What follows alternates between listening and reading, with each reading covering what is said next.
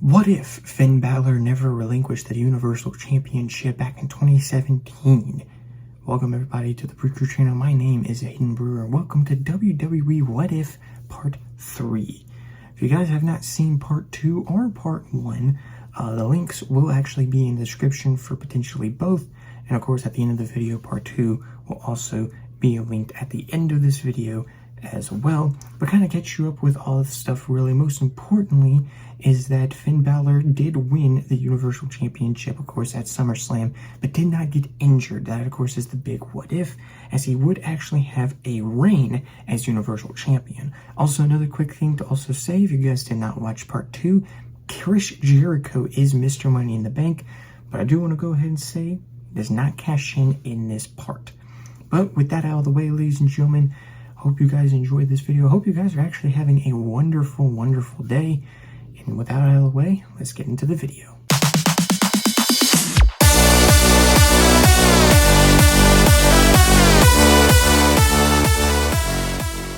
So we're going to start off Part 3. Part 3 mostly being Backlash 2016 to Survivor Series 2016. There's always a freaking big truck. There's always a big truck going by my house.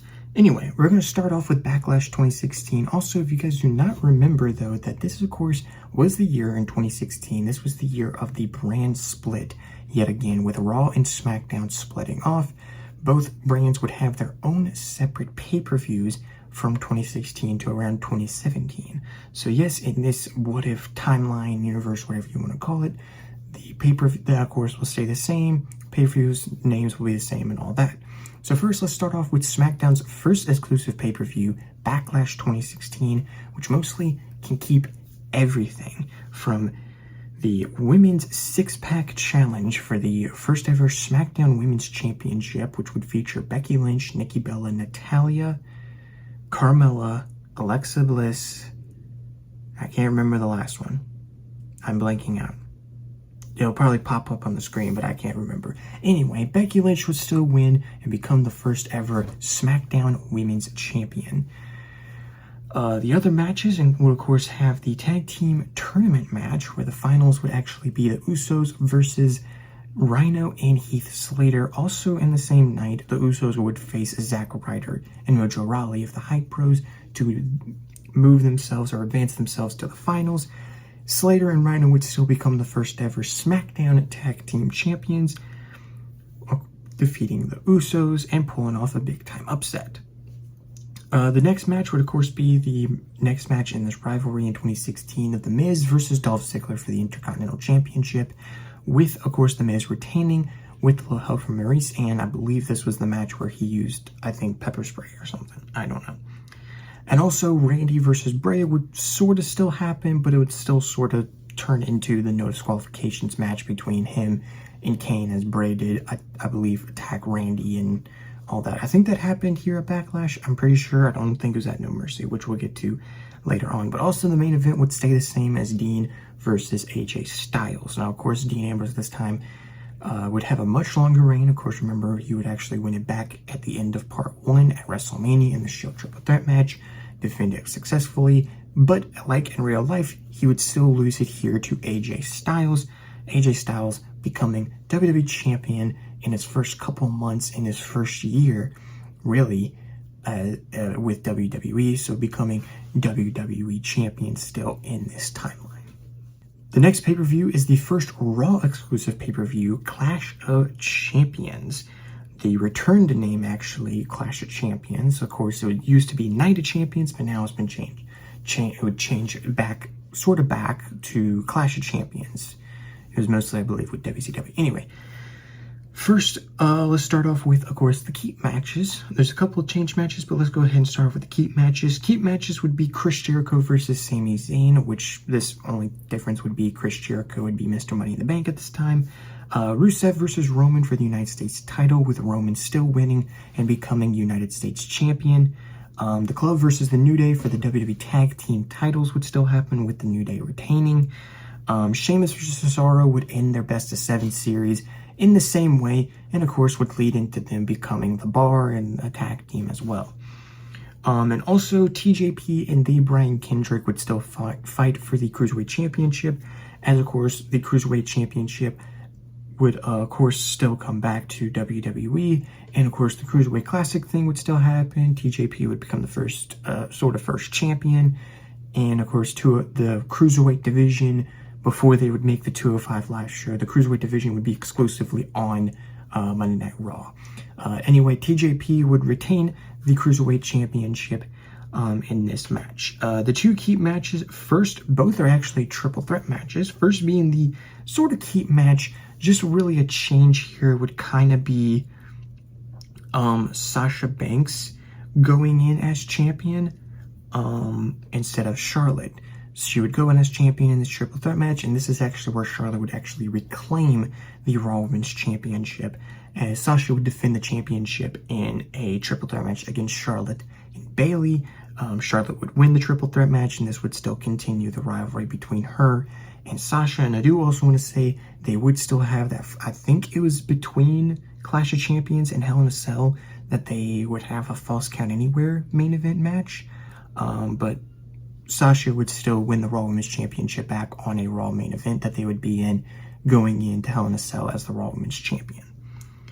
And the final key match, which would probably be the main event, would be the first title defense in Finn Balor's Universal Championship reign. If, of course, he did not get injured, he would actually not defend it in a rematch against Seth. He would actually defend it in a triple threat match between Seth and Kevin Owens. This, of course, would kind of start up the rise of Kevin Owens trying to get into that World Championship picture, as, of course, in this timeline, he's not Universal Champion. But the match would be great, but Finn Balor would come out on top against all odds, would come out on top and retain his Universal Championship. The next is the other SmackDown pay-per-view, No Mercy, which again, can't keep everything. This mostly also shows of how much better SmackDown was than Monday Night Raw, that in this changed timeline thing that I am doing, SmackDown, these SmackDown pay-per-views do not change. So No Mercy doesn't change. I'll probably just pull up a screen of like, pull up a picture of like the whole freaking match card, because everything, even Baron Corbin versus Jack Swagger. If you guys do not see the matches, I believe was Usos versus Slater and Rhino, Miz, of course, versus Dolph Ziggler for, of course, the Intercontinental Championship. I'll actually come back to that real quick in a little bit. Alexa Bliss versus Becky Lynch. Like I said before, Swagger versus Corbin. Randy Orton versus Bray Wyatt. Triple threat WWE title match. Ambrose and Cena and Styles. Those would stay the same. Back to Miz and Dolph Ziggler. Dolph Ziggler would, of course, still win, keep his career on the line, but he wouldn't lose the title that instantly, because he did lose the title quickly, like a couple weeks later on SmackDown. I would actually change that and have him hold on to the Intercontinental title longer, and would actually not lose it to The Miz. He would actually lose it to someone else, as we would actually talk about that going into part 4. But staying on part 3, that, of course, No Mercy stays the same. Keep everything. Now, on our second to last one here in WWE What If Part 3 is Hell in a Cell 2016. The Raw pay-per-view Hell in a Cell 2016, which, of course, has a good amount of keep matches. First being the United States Championship match, Hell in a Cell match between Roman Reigns and Rusev for the US title. Match would stay the same. Roman would win and retain his United States Championship. TJP and the Brian Kendrick would go at it again, this time with the Brian Kendrick winning the Cruiserweight Championship and becoming the new Cruiserweight Champion, going in, of course, into close to the end of the year, and of course going into the debut of 205 Live as champion, which we won't really get much into that, as we're mostly just focusing, like I said before, with NXT, not focusing much on NXT, just focusing a lot more on the main roster. Back to the key matches, however, Sasha versus Flair, I believe, would still be the main event in the first ever women's Hell in a Cell match. Like I said before, Sasha would go in as champion, Charlotte as challenger, like in real life. Charlotte would win the first ever women's Hell in a Cell match, and of course would become the new women's champion. Next was kind of a random match that I saw, but I just kept it just cause, would be the random keep match between Bayley and Dana Brooke, but it is what it is, it's fine. But 3 new matches I actually made. These 4 teams were actually in 2 separate tag team matches, but I was like, this tag team division was pretty stacked, so I put all 4 of them in a Fatal 4-Way match. That is the New Day defending against the Club, Cesaro and Sheamus, and of course Enzo and Cass in a Fatal 4-Way tag team match. The New Day, however, again against all odds, would retain and continue their long streak as tag team champions, continuing on to the record as the longest reigning tag team champions at the time.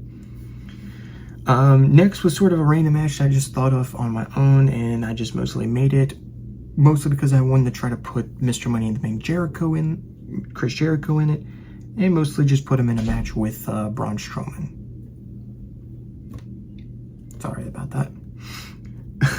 But the main event would actually be, not the main event, said main event was Charlotte and Sasha. The other Hell in a Cell match, which was advertised for this Hell in a Cell pay-per-view, was 3 Hell in a Cell matches.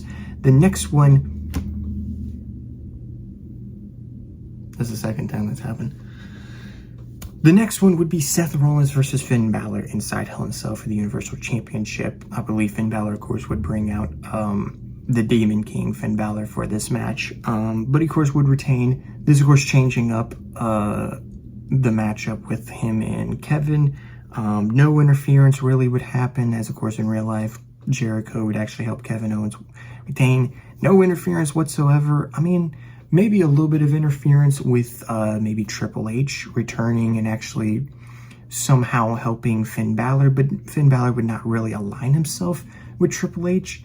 Of course, really trying to put it in there because I couldn't really think of a better place or a better spot for Triple H to return, because this would still try to set up WrestleMania 33, Seth Rollins and Triple H. So I tried to figure out a way, maybe around this point, Triple H would come out entering the Hell in a Cell, still thinking he's still aligned with Seth Rollins, trying to help him out.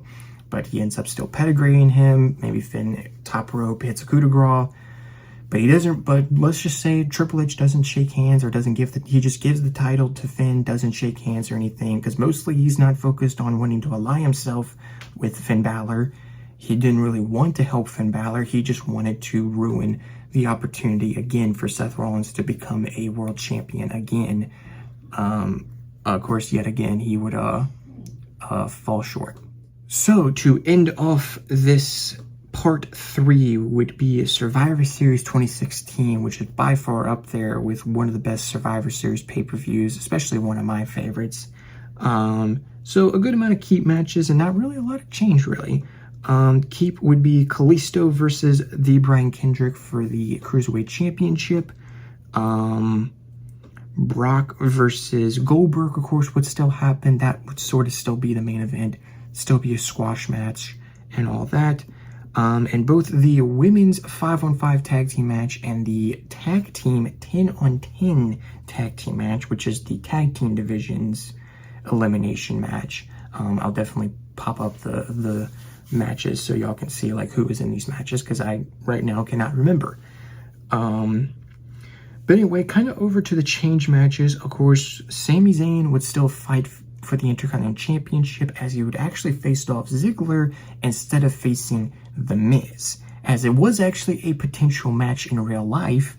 But of course, the match between Dolph Ziggler and The Miz, which could still happen, but Dolph Ziggler would retain to still go on to face Sami Zayn at Survivor Series. I feel like the match would still be amazing between the two, and yeah, Dolph Ziggler would come out on top and retain and go on to still be champion. But the big change would be the 5-on-5 men's Survivor Series elimination match, which the match in real life is one of my favorite matches of all time, but a little bit of a change, mostly the Team Raw. Team SmackDown would stay the same with Commissioner Shane McMahon, Dean Ambrose, WWE Champion Bray Wyatt, and of course the Wyatt family members of Randy Orton and Bray Wyatt. Randy Orton, of course, joining Bray Wyatt and Wyatt's Wyatt family, along with Luke Harper as well over on SmackDown. But really, some changes to Team Raw would actually still have Kevin Owens, Chris Jericho, Roman Reigns, and Seth Rollins, and still have the Universal Champion, but instead of Kevin Owens being the Universal Champion, it would be Finn Balor. So sadly, no Braun Strowman in this match. And also another difference would be Chris Jericho would actually be the United States Champion and Mr. Money in the Bank, not Roman Reigns. I probably would think maybe going into Survivor Series, it would kind of bring up some tension in the team with Roman Reigns losing his United States Championship to Chris Jericho, I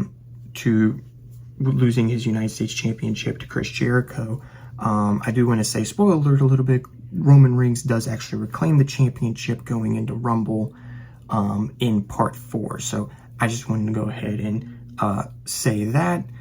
So Team Raw would be Jericho, KO, Roman, Seth, and the Universal Champion Finn Balor, and Team SmackDown would stay the same. The match would kind of be the same like it was in real life, just with different spots with Finn Balor being in it. And yes, the Shield moment with Ambrose, Rollins, and Reigns would still happen. Of course, Ambrose and Styles would still have their little beef rivalry with each other, but with the help of Bray Wyatt and Randy Orton, Team SmackDown would still come out on top and win the Survivor Series matches. So there you go. That's Survivor Series for you. All right, ladies and gentlemen, I hope you guys enjoyed this video. If you guys did, make sure you guys leave a like and definitely subscribe and hit the notification bell for upcoming videos on the channel and also upcoming videos for this series. Again, I hope you guys enjoyed this video. I hope you guys enjoyed part 3 and definitely looking forward for part 4. I do kind of want to say sorry for some of the background noises if y'all hear anything in the back or anything. So definitely sorry about that. Can't really control it or anything, but I hope you guys enjoyed it anyway. And again, like the video, subscribe, and definitely go check out the previous videos so you guys can get caught up. Links for both parts will kind of be down in the description. If you guys do want to just go ahead and go watch part 2, the video you can click on will be at the end of the video. And that with that being said, ladies and gentlemen, I hope you guys have a wonderful day, and I will talk to you guys and see you guys in the next video. Peace.